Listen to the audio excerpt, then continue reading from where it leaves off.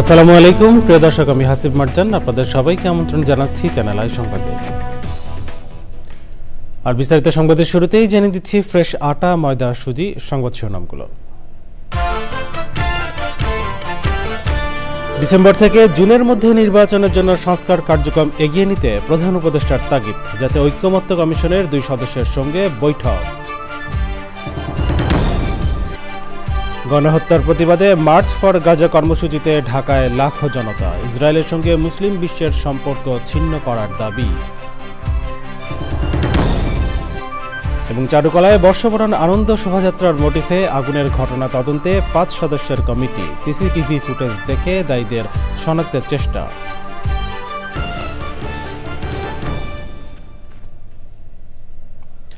সংবাদ শিরোনাম জানাচ্ছিলাম। এখনকার সংবাদ আয়োজন একই সঙ্গে চ্যানেলের ইউটিউব চ্যানেলে এবং চ্যানেলের ওটিটি প্ল্যাটফর্ম স্ক্রিনে লাইভ স্ট্রিম হচ্ছে। চলছে বিস্তারিত সংবাদে। আগামী ডিসেম্বর থেকে জুন মাসের মধ্যে জাতীয় নির্বাচন করতে সংস্কার কার্যক্রম এগিয়ে নেওয়ার তাগিদ দিয়েছেন প্রধান উপদেষ্টা এবং জাতীয় ঐক্যমত্য কমিশনের chairman professor doctor Mohammad Yunus.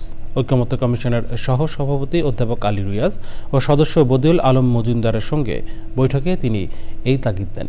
শনিবার বিকেলে প্রধান উপদেষ্টার সরকারি বাসভবন যমুনায় এই বৈঠক হয়। বৈঠকের পর প্রধান উপদেষ্টার প্রেস উইং থেকে বিজ্ঞপ্তিতে বলা হয়, যাতে ঐক্যমত্য কমিশনের কার্যক্রমের অগ্রগতি সম্পর্কে 2 সদস্য কমিশনের চেয়ারম্যান অধ্যাপক ইউনূসকে অবহিত করেন। বিভিন্ন সংস্কার কমিশনের সুপারিশ নিয়ে রাজনৈতিক দলগুলোর সঙ্গে পৃথকভাবে আলোচনা চলছে বলে তারা প্রধান উপদেষ্টাকে জানান। শনিবার পর্যন্ত মোট 8টি রাজনৈতিক দলের সঙ্গে আলোচনা হয়েছে। এছাড়া আগামী বৃহস্পতিবার বিএনপির সঙ্গে আলোচনার সময়সূচি নির্ধারণ করা আছে বলেও বিজ্ঞপ্তিতে জানানো হয়। গাজা ইসরায়েলের হত্যাযজ্ঞের জবাব জাতিসংঘকে দিতে হবে মন্তব্য করে ঢাকায় মার্চ ফর গাজা কর্মসূচির ঘোষণাপত্রে ইসরায়েলের সঙ্গে সব চুক্তি বাতিল ও সম্পর্ক ছিন্ন করতে মুসলিম দেশগুলোর প্রতি আহ্বান জানানো হয়েছে। ইসরায়েলকে গণহত্যাকারী রাষ্ট্র ঘোষণার দাবিও জানানো হয়। ইসরায়েলের পণ্য বর্জন ও দেশটিকে এক ঘরে করে রাখার দাবি জানান রাজধানীতে মার্চ ফর গাজা কর্মসূচির আয়োজকরা। গাজায় গণহত্যা বন্ধের দাবিতে লাখো জনতার স্লোগানে প্রকম্পিত হয় ঢাকার রাজপথ। রিপোর্ট করছেন Shakir Adnan. March for Gaza কর্মসূচিতে অংশ নিতে রাজধানীর ঐতিহাসিক সোহরাওয়ার্দী উদ্যান অভিমুখে সকাল থেকেই দেশের বিভিন্ন প্রান্ত থেকে আসতে থাকেন বিভিন্ন শ্রেণী পেশার মানুষ। দুপুরের মধ্যে জনসমুদ্রে পরিণত হয় সোহরাওয়ার্দী উদ্যান। সময়ের সাথে সাথে জনতার ঢেউ আসতে পড়ে আশপাশের এলাকায়। ফিলিস্তিন ও বাংলাদেশের পতাকা হাতে ফিলিস্তিনিদের প্রতি সংহতি জানানো হয়। বিকেল 3:15টার দিকে শুরু হয় আনুষ্ঠানিকতা। দেখানো হয় ফিলিস্তিনে ইসরায়েলি নির্মমতার প্রামাণ্যচিত্র। আয়োজকদের পাশাপাশি মূল মঞ্চে ছিলেন জামায়াতে ইসলামী, ইসলামী আন্দোলন, জাতীয় নাগরিক পার্টি, বিএনপি সহ বিভিন্ন রাজনৈতিক দলের নেতারা।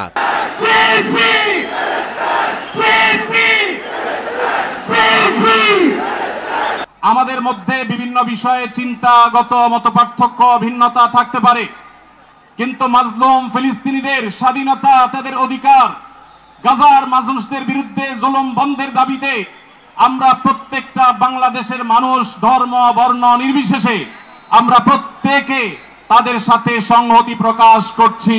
জনতার মহাসমুদ্রে উপস্থিত হয়ে আমরা বুঝতে পেরেছি আজকের এই মহাসমুদ্র, জনসমুদ্র ফিলিস্তিনের প্রতি, আল আকসার প্রতি বাংলাদেশের জনগণের ভালোবাসার বহিঃপ্রকাশ। এরপর গাজার মানুষের প্রতি সংহতি জানিয়ে ঘোষণাপত্র ও অঙ্গীকারনামা পাঠ করা হয়। মুসলিম উম্মাহ নেতৃবৃন্দের প্রতি যেহেতু আমরা বিশ্বাস করি ফিলিস্তিন কেবল একটি ভূখণ্ড নয়, এটি মুসলিম উম্মাহর আত্মপরিচয়ের অংশ, এবং গাজা এখন কেবল একটি যুদ্ধ বিধ্বস্ত শহর নয়, এটি আমাদের সম্মিলিত ব্যর্থতার বেদনাদায়ক প্রতিচ্ছবি। জাতীয় মসজিদ বায়তুল মোকাররমের খতিবের মোনাজাতের মধ্য দিয়ে বিকেল 4টার দিকে শেষ হয় মার্চ ফর গাজা কর্মসূচি।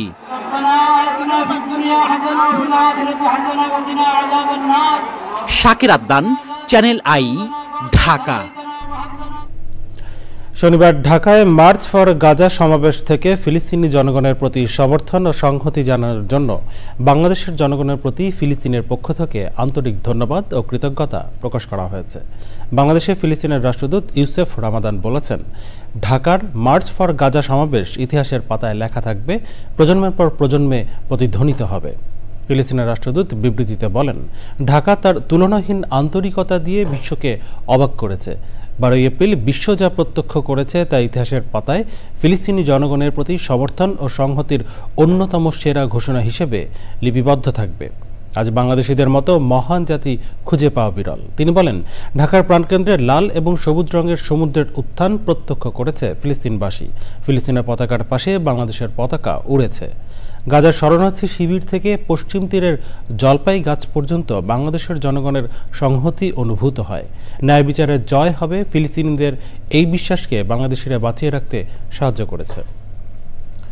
পয়লা বৈশাখে বর্ষবরণ আনন্দ শোভাযাত্রার জন্য নির্মিত ফ্যাসিবাদের মুখাকৃতি সহ দুটি ভাস্কর্যে আগুনের ঘটনায় সিসিটিভি ফুটেজ থেকে একজনের সম্পৃক্ততা পেয়েছে ঢাকা বিশ্ববিদ্যালয় প্রশাসন।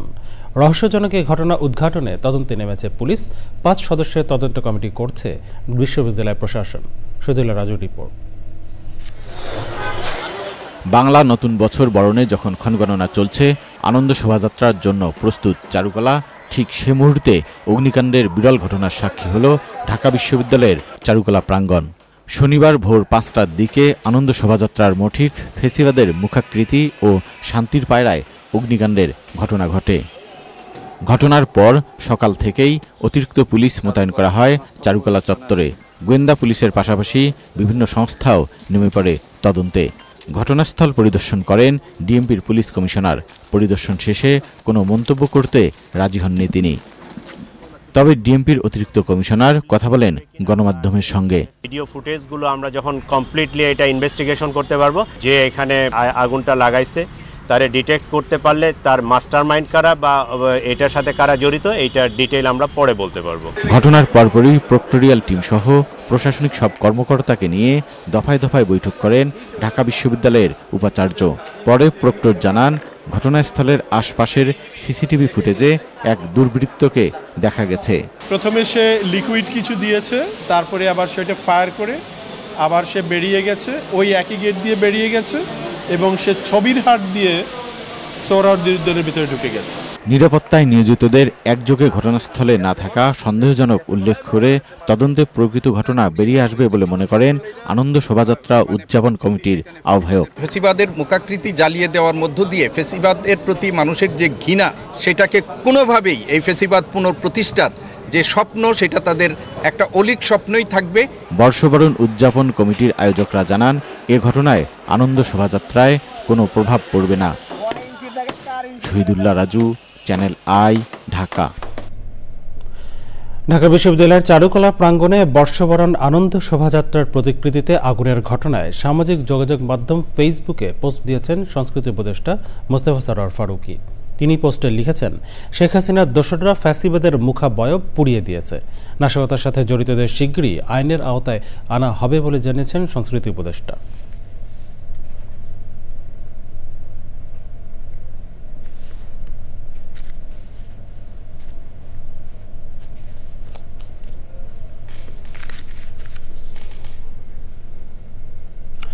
আজ চৈত্র সংক্রান্তি, শেষ হচ্ছে বঙ্গাব্দ 1431। আগামীকাল শুরু হবে বাংলা নতুন বছর 1432।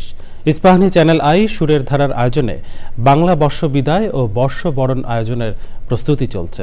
এবারের আয়োজনে সহযোগিতা করছে সংস্কৃতি বিষয়ক মন্ত্রণালয় এবং ঢাকা দক্ষিণ সিটি কর্পোরেশন। আয়োজকরা জানান, আজ চৈত্র সংক্রান্তি আয়োজন সন্ধ্যা 6:30 থেকে রাত 9টা পর্যন্ত উদযাপন করা হবে। 14 এপ্রিল সকাল 6টায় শুরু হবে ইস্পাহানি চ্যানেলায় সুরের ধারার বর্ষবরণের আয়োজন, চলবে সকাল 9টা পর্যন্ত। এবারের আয়োজনে প্রায় 350 শিল্পী অংশগ্রহণ করবেন। চৈত্র সংক্রান্তি ও বর্ষবরণ অনুষ্ঠানে সুরের ধারা শিল্পীদের পরিবেশনার পাশাপাশি ভিন্ন জাতিগোষ্ঠীর শিল্পীরাও সঙ্গীত পরিবেশন করবেন। তো আজকে মহড়ার একদম চূড়ান্ত মহড়া হয়ে গেল, তো আশা করছি যে সফলভাবে এই প্রোগ্রামটি শেষ হবে। আবার চ্যানেলের মাধ্যমে আবার সবাইকে সকল দর্শক শ্রোতাদের আমন্ত্রণ জানাতে চাই যে দর্শকরা আসলে আমাদের প্রোগ্রামটি সফল হবে, তো সবাইকেই আমন্ত্রণ যেন সবাই আসে। পরিবেশ সুরক্ষা দূষণ বন্ধে সাইকেল যাত্রায় টেকনাফ থেকে তেতুলিয়া, এমন সাহসী অভিনব দৃষ্টান্ত স্থাপন করলেন লিও সাজ্জাদ হোসেন সাগর। ভবিষ্যৎ প্রজন্মের বাসযোগ্য ধরিত্রী গড়তে পরিবেশ সচেতনতায় সাইকেলে 1000 কিলোমিটার পাড়ি দিয়েছেন তিনি। দীর্ঘ এই রাইডে ছড়িয়েছেন পরিবেশ প্রতিবেশ সার্বিক সচেতনতা ও অংশগ্রহণের বার্তা।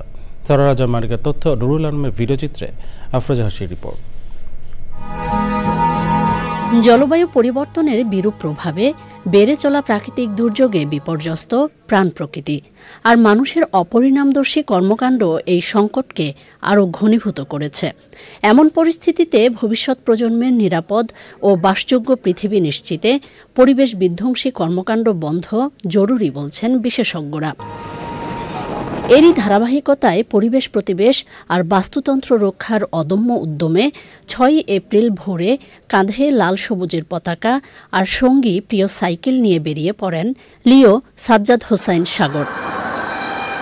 মাত্র 7 দিনেই তেতুলিয়া থেকে হাজারো পথ পাড়ি দিয়ে পৌঁছান টেকনাফে। এই পথযাত্রায় পরিবেশের ভারসাম্য রক্ষার বার্তা দেন সাজ্জাদ। আমরা যদি ইকোসিস্টেমটাকে নিয়ে পরিকল্পনা করি এবং ভাবি, তাহলে আমরা আশা করি আমাদের দেশটাকে একটি সুন্দর পরিবেশ দিতে পারবো। আর এটা আমাদের বিশ্ব পরিবেশের ক্ষেত্রেও অনেক গুরুত্বপূর্ণ অবদান রাখবে।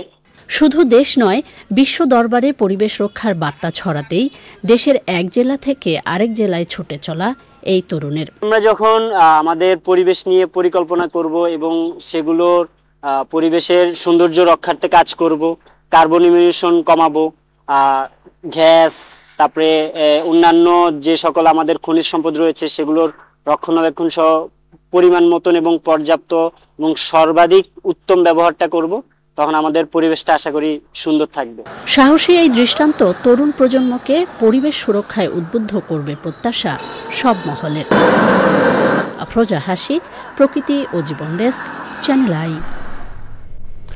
দেখছেন চ্যানেল সংবাদ। এ পর্যায়ে নিয়ে নিচ্ছি বিরতি, আর বিরতির পর অন্যান্য সংবাদের সঙ্গে আরো জানিয়ে ফিরব। নারী বিশ্বকাপ ক্রিকেটের বাছাই পর্বে আজ আয়ারল্যান্ডের মুখোমুখি বাংলাদেশ। লাহোরে খেলা শুরু দুপুর 3টায়।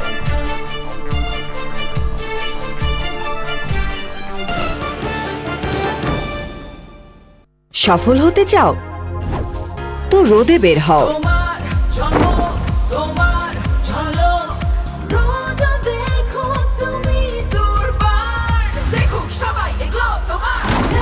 গ্লো থাকে একই প্রখর রোদেও। Glow and Lovely serum cream এর মাল্টিভিটামিন সিরাম ত্বকের 3 স্তর গভীরে যায় আর দেয় 40% বেশি উজ্জ্বলতা।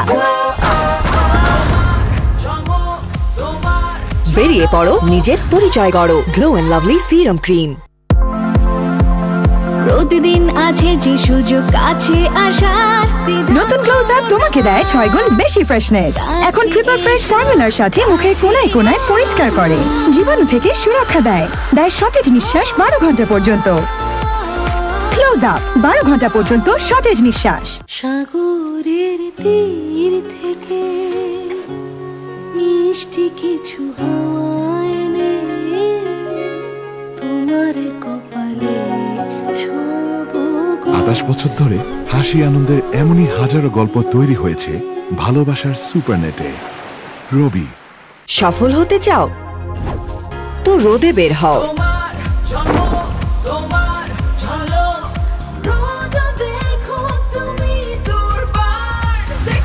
চ্যানেল আই সংবাদে জানাবো নিটল টাটা কৃষি সংবাদ।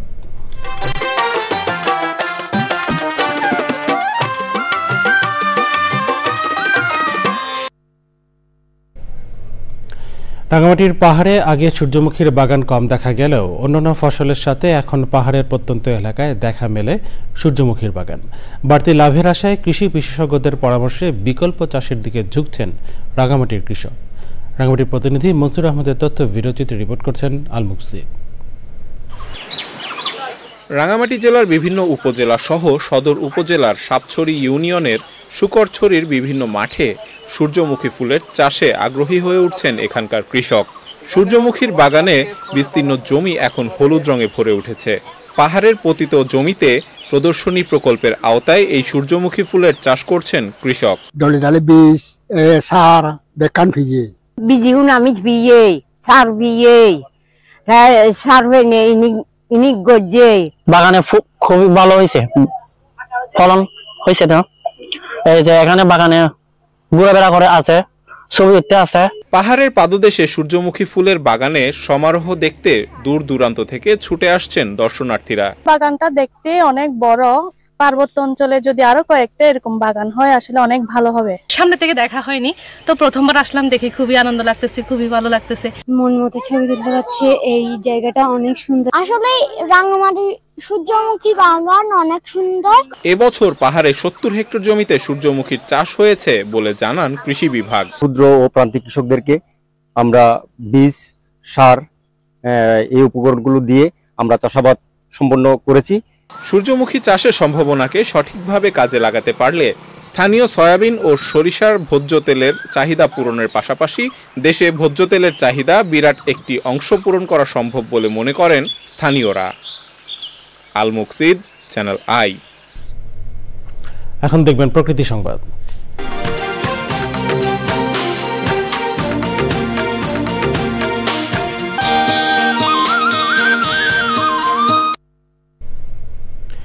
বাঙালির চিরায়ত ঐতিহ্য আর সংস্কৃতির অংশ বৈশাখ। গাছে গাছে নতুন কুড়ি আর ফুল ফল ফসলে পূর্ণতা পায় প্রকৃতি। তাই তো বৈশাখকে বরণ করে নিতে প্রস্তুত নড়াইলবাসী। রংতুলির আচর আর গীত, বাদ্য ও নৃত্যের তালে তালে চলছে বর্ষবরণের শেষ মুহূর্তের প্রস্তুতি। রিপোর্ট করছেন দানিয়েল সুজিত বোস। সবুজে সেজেছে শুষ্ক প্রকৃতি, ফুলে ফুলে ছেয়ে গেছে বৃক্ষরাজি। ক্যালেন্ডারের পাতায় রাত পোহালে বৈশাখ, তাই তো বর্ষবরণ উৎসবেও প্রকৃতি বন্দনা। গ্রাম থেকে শহরে সবখানে বৈশাখকে ঘিরে চলছে জোর প্রস্তুতি। যেহেতু তাপমাত্রা বৃদ্ধি পাচ্ছে, সেই উপলক্ষে বৈশাখকে কেন্দ্র করে আমরা একটা বৃহৎ আকারের পাখা নির্মাণ করতেছি, হাত পাখার আদলে। পেঁচা, তারপরে বাঘের মুখোশ এগুলো থাকছে। তারপরে আমরা আলাদাভাবে যে রাজা রানীর যে বড় মুখোশ সেটা বানিয়েছি। এই দিনটিতে সব ধরনের বিভেদ ভুলে একটা পরিচয়ে আমরা একত্রিত হতে পারি, সেটা হলো আমরা বাঙালি। সবুজ শ্যামল বাংলার চিরাচরিত বর্ষবরণে এবারও থাকছে বিভিন্ন আয়োজন। উৎসব উদযাপনে নেওয়া হয়েছে নিশ্চিদ্র নিরাপত্তা। এ সময় আসলে প্রকৃতিও নতুন সাজে সজ্জিত হয়ে এই নতুন বছরকে স্বাগত জানায়। গাছে গাছে নতুন খুশি যেন নতুন সম্ভাবনাকে জাগ্রত করে। অনাঢ্য শোভাযাত্রা, র্যালি অনুষ্ঠান হবে। বিভিন্ন সামাজিক সাংস্কৃতিক যে সংগঠন আছে তাদের সমন্বয়ে জেলা প্রশাসনের নেতৃত্বে আমাদের র্যালিটি হবে। ছাড়াও আমাদের কিন্তু একদিনের একটি লোকজ মেলা আছে। চলতি বছরের প্রাপ্তি অপ্রাপ্তি অভিজ্ঞতাকে সামনে রেখে নব উদ্যমে এগিয়ে যাওয়ার প্রত্যয়ে হবে নতুন সূর্যোদয়, এমন প্রত্যাশা সর্বজনীন। Daniel Sujit Bose, channel I, Narail. জানাবো খেলার খবর।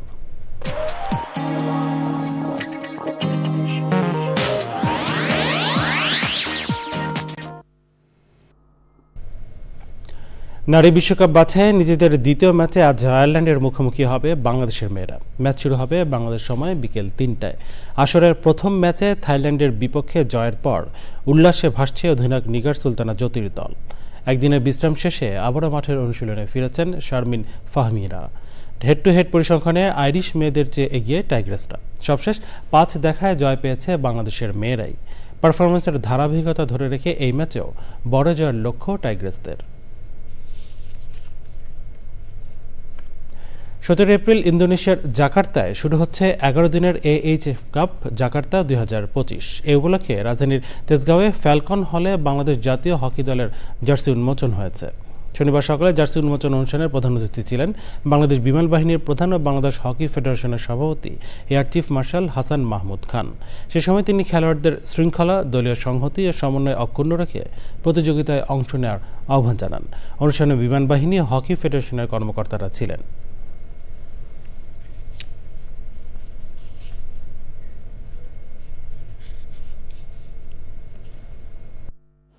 আমরা বিভিন্ন ক্ষেত্রে দেখতে পাচ্ছি যে আমাদের যুবরা এখন দেশ নেতৃত্ব দেওয়ার জন্য এগিয়ে আসছে।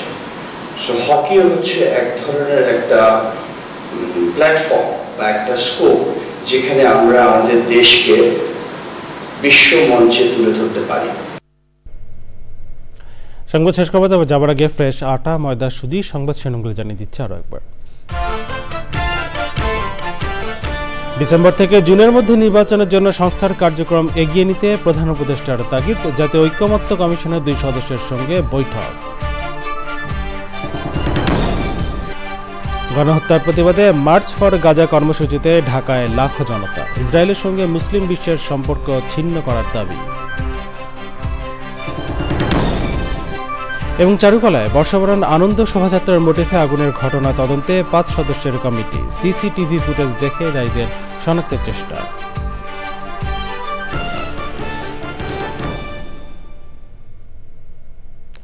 চ্যানেল আই সর্বশেষ সংবাদ জানতে ভিজিট করুন channelionline.com-এ। যুক্ত থাকুন আমাদের সোশ্যাল মিডিয়া প্ল্যাটফর্মগুলোর সাথে। এই ছিল চ্যানেল আই সংবাদের এখনকার আয়োজন।